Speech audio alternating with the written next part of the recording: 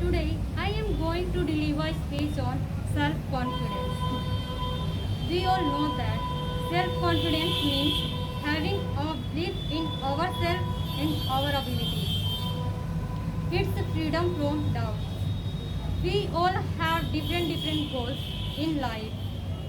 If you want to achieve these goals, self-confidence is the measure of fact. Self-confidence makes a person independent, optimistic, and positive by nature.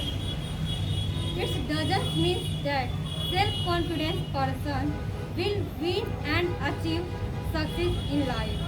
But a self-confident person can able to face any difficulty situation in their life.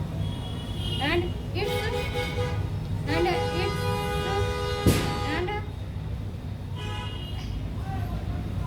and and a self-confident person always try to learn from their mistakes. It is very important for positive lifestyle. It is self-confidence is the key to success. Firstly, recognize your weakness and strength. Realize your abilities and try to use them. Before ending my speech, I would like to say some beautiful lines in Hindi. मंजिलें उन्हें मिलती हैं जिनके सपनों में जान होती है। मंजिलें उन्हें मिलती हैं जिनके सपनों में जान होती है।